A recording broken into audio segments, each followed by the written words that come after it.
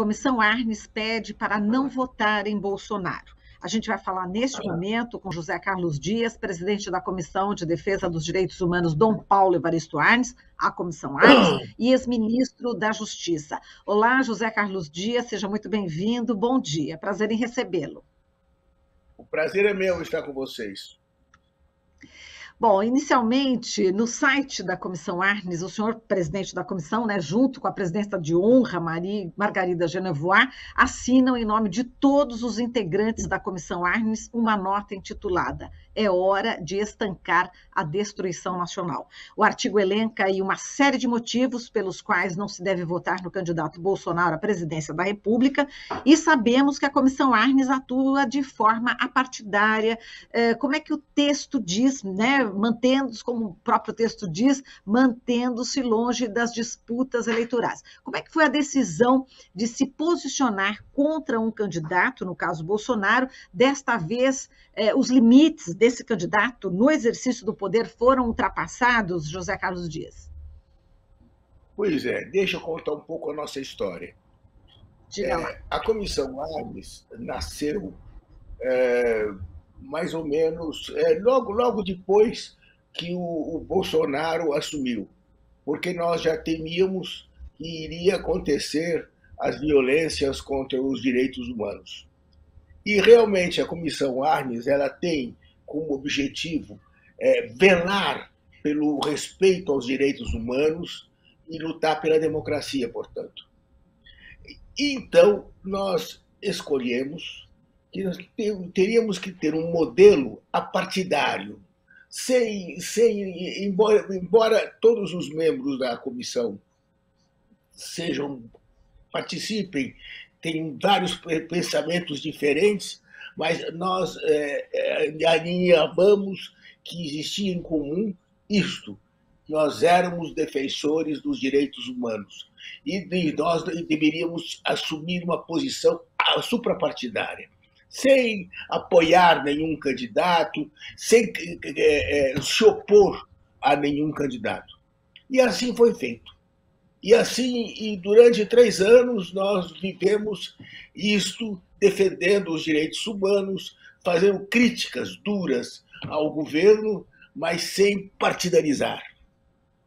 Até que, no momento em que se colocou o Lula como candidato preferencial para ser eventualmente eleito em primeiro turno, eu entendi que eu deveria, em nome pessoal, não como Comissão Arnes, declarar o meu voto.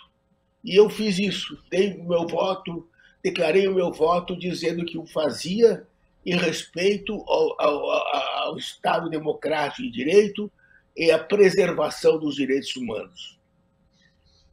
E aí comuniquei à Comissão Arnes que tinha tomado essa atitude, que talvez fosse até contrário ao pensamento dos meus companheiros.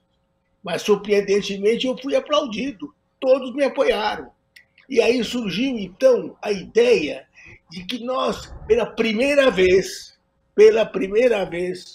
nós tomássemos um partido e afirmássemos o não à continuidade desta gestão. Por quê? Porque o Brasil está na beira do precipício.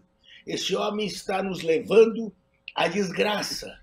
É impressionante o que acontece no Brasil, a violação aos direitos humanos, contra o meio ambiente, contra os indígenas, os quilombolas, a cultura, enfim, é um desmanche total que está acontecendo. O Brasil está realmente se tornando uma peça de desmanche. Está acabando, está se esgarçando, está hora de dar um basta definitivo, porque nós estamos com um risco muito grande de voltarmos à ditadura. Esse homem que conspurca a legislação, pondo em dúvida a urna eletrônica, dizendo que ela é fraudulenta, esta urna eletrônica que foi um instrumento da sua eleição. Então, ele é uma pessoa desatinada. Desatinada. E nós, então, entendemos que é a hora de dar um basta. Por isso, a Comissão Arnes tomou o partido. Tomou. Pela primeira vez, assumiu isso. Não. Basta. Fora Bolsonaro. Agora, José Carlos Dias, bom, essa eleição, eu já cobri algumas eleições na minha carreira como jornalista, todas durante o período democrático, e não tinha visto tanta violência política no período pré-eleitoral. Bom, a gente teve atentados contra candidatos do PT, principalmente até morte de militantes do partido, daqui até a eleição. A gente está aqui na reta final. O senhor teme mais violência? Temos sim. Eu temo sim. E se nós prestarmos atenção nas barbaridades que esse malfeitor está dizendo, nós temos que ter medo. Temos que ter medo, sim. Medo físico, medo moral, medo quanto às nossas pessoas, quanto às nossas instituições. E tudo está pondo, esse homem está levando para a breca. Então, eu acho que nós estamos vivendo o risco de um golpe de Estado. Ele já fez essa ameaça. Ele tem a assessoria dele, principalmente dos filhos, é um perigo. Eu digo hoje, repito agora aquilo que eu já falei. Existe o crime organizado, a quadrilha, a organização criminosa familiar de Jair Messias Bolsonaro é perigosíssima. E esses são todos, é um bando de pessoas que não têm o menor compromisso com a verdade, com a justiça. Então, eu não tenho a menor dúvida de que nós corremos risco, cada um de nós corre risco, o Brasil corre o risco, e nós temos que estar unidos, mãos dadas, para que domingo nós estaremos em vigília cívica, um grupo de representantes da sociedade civil, advogados, OAB, Comissão Arnes, estaremos em cívica, velando para que o processo eleitoral corra bem.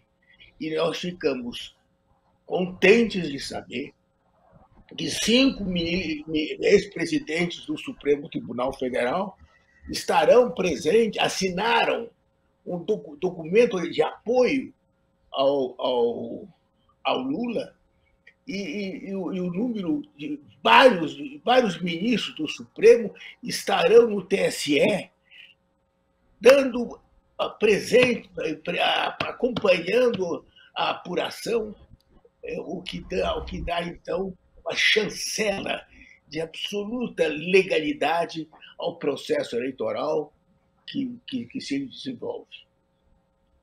Exato. Falando desse temor em relação ao golpe, né, José Carlos Dias, comissões de observadores internacionais estão já no Brasil para acompanhar as eleições no domingo.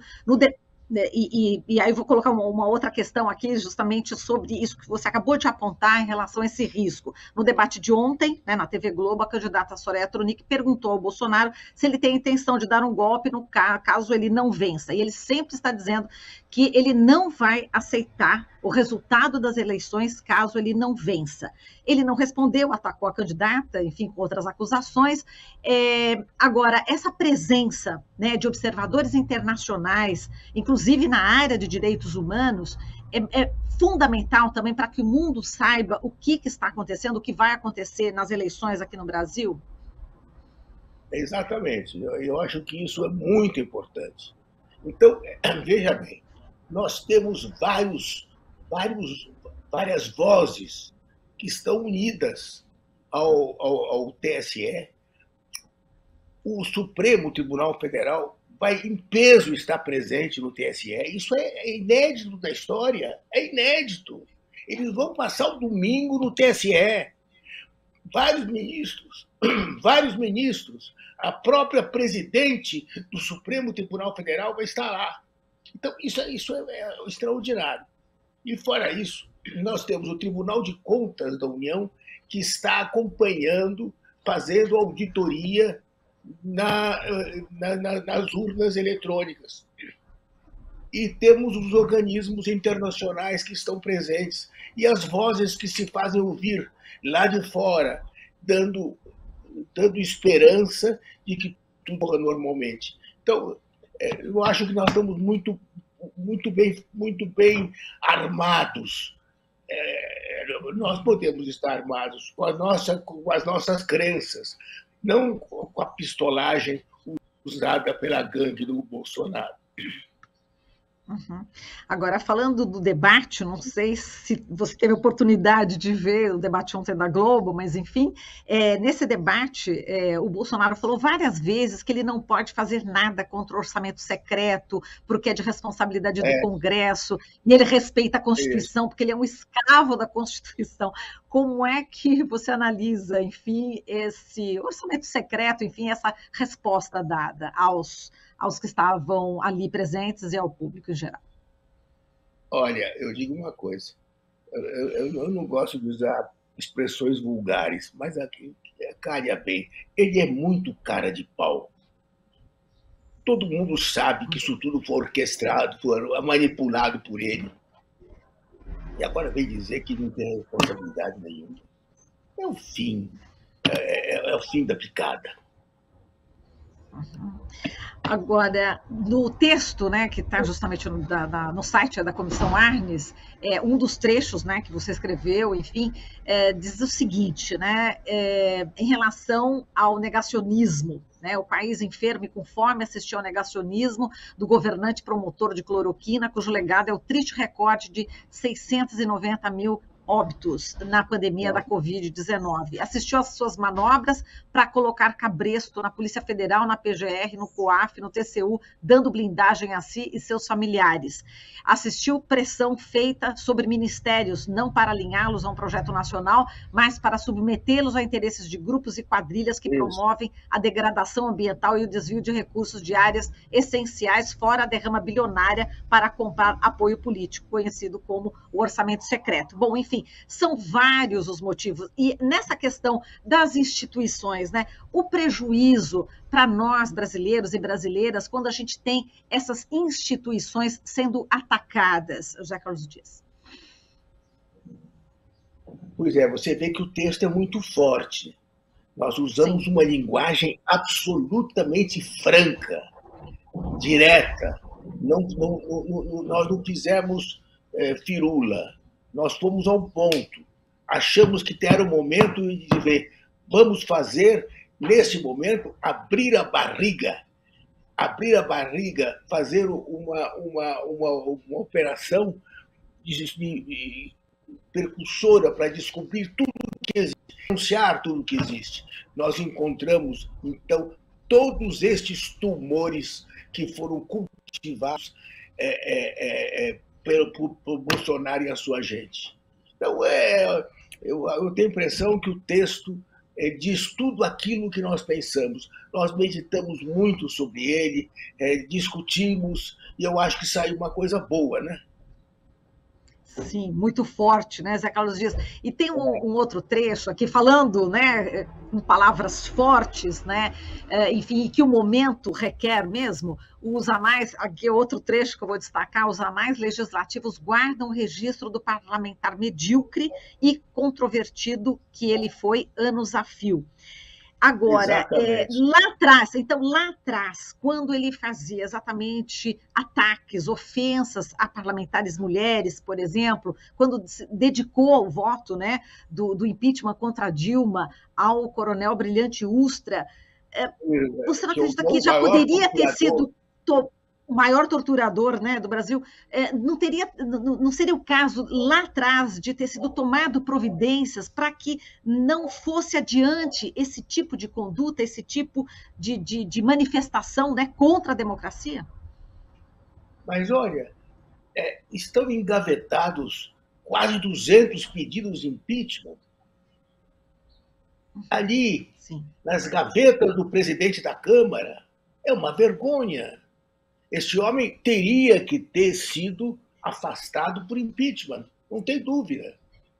Mas isso não aconteceu. Ele continuou manipulando o Congresso Nacional, o Centrão, enfim, fazendo tudo aquilo que ele poderia fazer como ditador, ele está fazendo com o apoio do povo, isso que é o pior. Agora chega. Ele não vai continuar. Espero que Deus nos ouça. E o José Carlos Dias, a gente está no finalzinho aqui, eu acho importante também de falar dessa questão do armamento. É uma questão bastante delicada, né? Então, inclusive, aqui no seu texto também está dito, né? Vimos o Bufão repetindo o gesto de arminha, entre aspas, a cada dia, facilitando a compra e o porte de armamento por civis, o que amplia o risco da violência praticada por seus apoiadores extremistas. Enfim, essa questão do armamento é muito grave, não é isso, Zé Carlos Dias? Por isso está aqui no texto e a gente precisa combater esse armamento. Esta é uma bandeira importante. Eu carrego esta bandeira lá atrás. Desde que eu fui ministro da Justiça, eu lutava contra o armamento. Eu sou um homem desarmado, mas armado de crenças, armado de confiança, armado de esperança, mas não de pistola, de revólver, de carros. Isso não. Então, o que nós queremos é um Brasil desarmado e muito amado. Uhum. Zé Carlos Dias, agora só para terminar, ontem a gente teve o debate da TV Globo, né, onde muitos direitos de resposta foram autorizados, principalmente ao ex-presidente Lula, também ao presidente Bolsonaro, é bom que se diga, mas existiu ali exatamente muitos candidatos, né, fazendo exatamente um coro contra o presidente Lula e um padre Kelman também fazendo valer aí exatamente o posicionamento do presidente Lula e foi, inclusive, bastante criticado por alguns dos candidatos. Como é que você analisa, né? Pois é. Enfim, foi colocado ali, segundo alguns candidatos, ele sendo laranja, né, do Bolsonaro. Enfim, um debate, esse foi o último debate, mas existiu esse confronto, enfim, como é que você viu esse último debate, né, para o povo tentar se decidir quem ainda está em dúvida? Antes de mais nada, eu quero dizer o seguinte, eu não gosto desse formato de debate. Eu acho que era muito mais importante que realmente estivessem lá aqueles que estão com possibilidade de se eleger. Então, aquele padre fajuto, desculpa a expressão, mas é um padre fajuto, estava lá fazendo o que ele estava fazendo?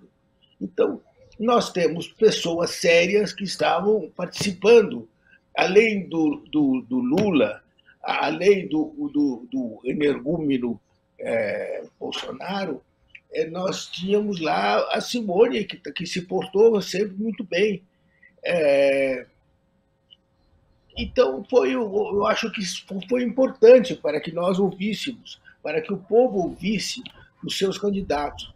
Acho que foi importante, os debates são importantes, mas eu gostaria de um modelo que permitisse que realmente as pessoas apresentassem as suas ideias, confrontassem os seus pensamentos e de uma forma mais elegante, mais polida. E isso foi o que aconteceu. Mas o meu candidato, eu acho que se saiu muito bem.